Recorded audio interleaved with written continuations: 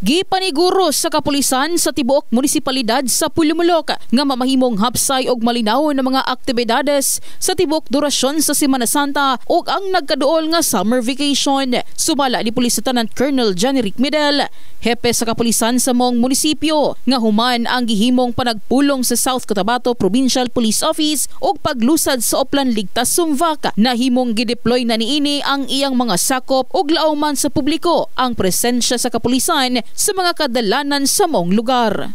Meron tayong dineploy na meron kaming motor assistance center diyan sa harap ng terminal. Kasama natin yan yung M-Dream sa Bureau of Fire, joint yan, 3 unit.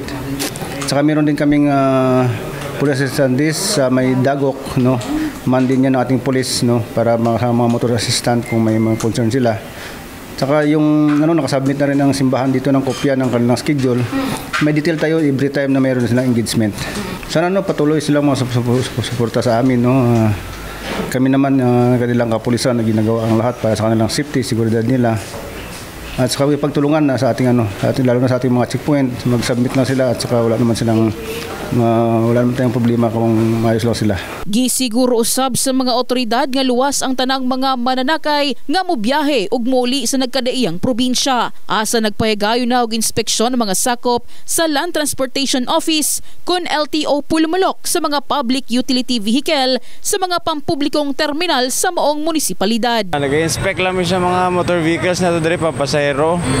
Okay ba ilang mga ligid, ilang mga first for the safety lang po sa atong mga passengers. Okay man so far, okay man tanan na mong inspection.